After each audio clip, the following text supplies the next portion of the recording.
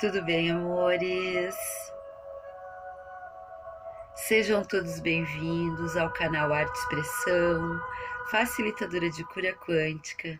Eu me chamo Rose Beatriz e hoje a gente vai dar sequência à nossa conversa com Jesus Cristo, lendo o Evangelho segundo Marcos até o Natal de 2020. Então hoje o nosso capítulo é o capítulo 8. E o nosso capítulo vai então do versículo 1 até o versículo 33. Então vamos lá? Respire fundo. Imagine Jesus hoje fazendo isso conosco, ao nosso meio, a gente podendo estar vendo Jesus, né? Compartilhando tudo que Ele sabe conosco, toda a sua magnificência, todo o seu poder, todo o seu amor dourado. E isso não tem preço. E através do canal a gente está conseguindo entender melhor o nosso querido e amado Jesus Cristo. Capítulo 8, versículos 1 a 10. A segunda multiplicação de pães e peixes. Naqueles dias, quando outra vez se reuniu grande multidão, e não tendo eles o que comer, chamou Jesus os discípulos e lhes disse: Tenho compaixão desta gente, porque há 3 dias que permanecem comigo e não têm o que comer. Se eu os despedir para suas casas em jejum, desfalecerão pelo caminho, e alguns deles vieram de longe. Mas os seus discípulos lhes responderam: De onde poderá alguém fartá-los de pão neste deserto? E Jesus lhe perguntou: Quantos pães tendes? Responderam eles: 7. Ordenou ao povo que se assentasse no chão, e tomando 7 pães, partiu-os, após ter dado graças, e deu aos seus discípulos, para que estes os distribuíssem, repartindo entre o povo. Também tinha alguns peixinhos, e abençoando-os, mandou que estes igualmente fossem distribuídos. Comeram e se fartaram, e dos pedaços restantes recolheram 7 cestos. Eram cerca de 4.000 homens. Então Jesus os despediu. Logo a seguir, tendo embarcado juntamente com seus discípulos, partiu para as regiões de Dalmanuta.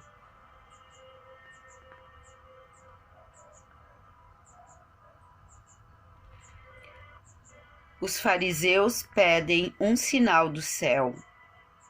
11:13. E saindo, os fariseus puseram-se a discutir com ele, e tentando-o, pediram-lhe um sinal do céu. Jesus, porém, arrancou do íntimo do seu espírito um gemido e disse: Por que pede esta geração um sinal? Em verdade vos digo que a esta geração não se lhes dará sinal algum. E deixando-os, tornou a embarcar e foi para o outro lado.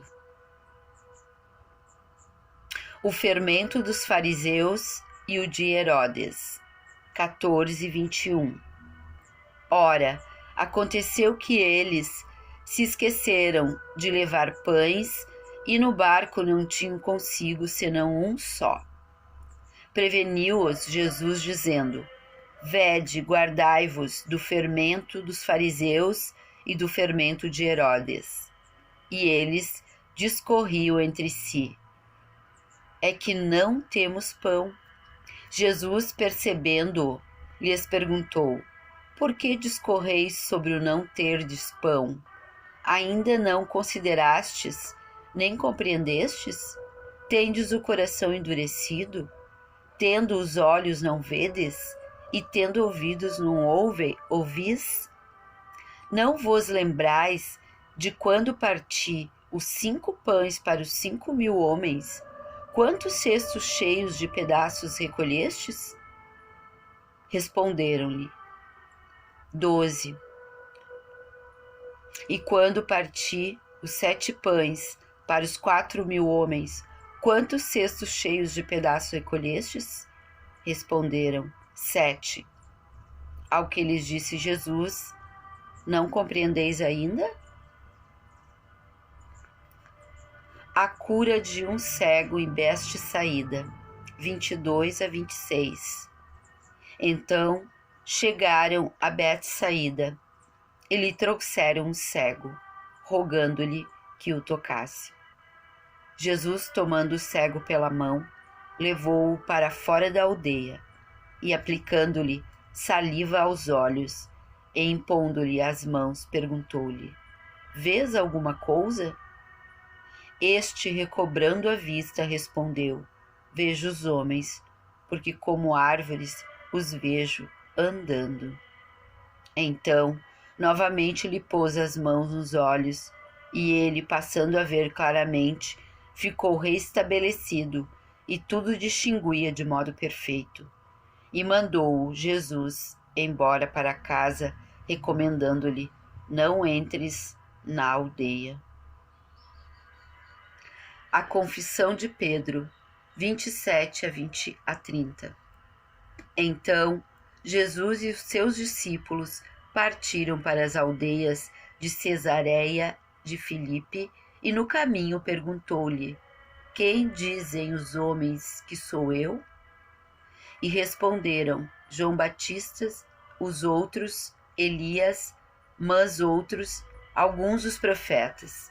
Então lhes perguntou: mas vós, quem dizeis que eu sou? Respondendo, Pedro lhe disse: tu és o Cristo. Advertiu-os Jesus de que a ninguém dissessem tal coisa a seu respeito. Jesus prediz a sua morte e ressurreição, 31 a 33. Então começou ele a ensinar-lhes que era necessário que o Filho do Homem sofresse muitas coisas, fosse rejeitado pelos anciãos, pelos principais sacerdotes e pelos escribas, fosse morto e que depois de 3 dias ressuscitasse. E isto ele expunha claramente, mas Pedro, chamando-o à parte, começou a reprová-lo. Jesus, porém, voltou-se e, fitando os seus discípulos, repreendeu a Pedro e disse: arreda, Satanás, porque não cogitas das coisas de Deus, e sim das dos homens. Eu vou ler o próximo, que já vai entrar daí no 9, tá? E eu vou encerrar só com o primeiro do 9, para a próxima para amanhã, então. O discípulo de Jesus deve levar a cruz, 34 a 38, e fazendo já o primeiro capítulo o primeiro versículo, do capítulo 9. Então, convocando a multidão e juntamente os seus discípulos, disse-lhes: se alguém quer vir após mim, assim mesmo se negue, tome a sua cruz e siga-me. Quem quiser, pois, salvar a sua vida, perdê-la-á, e quem perder a vida por causa de mim e do Evangelho, salvá-la-á. Que aproveita ao homem ganhar o mundo inteiro e perder a sua alma? Que daria um homem em troca de sua alma? Porque qualquer que, nesta geração adúltera e pecadora, se envergonhar de mim e das minhas palavras, também o Filho do Homem se envergonhará dele, quando vier na glória de seu Pai, com os santos anjos. Dizei-lhes ainda: em verdade vos afirmo, que, dos que aqui se encontram, alguns há que, de maneira nenhuma, passarão pela morte, até que vejam ter chegado com poder o reino de Deus. Eu sou só gratidão. Om Namastê. Gratidão, amores. Curta, compartilhe.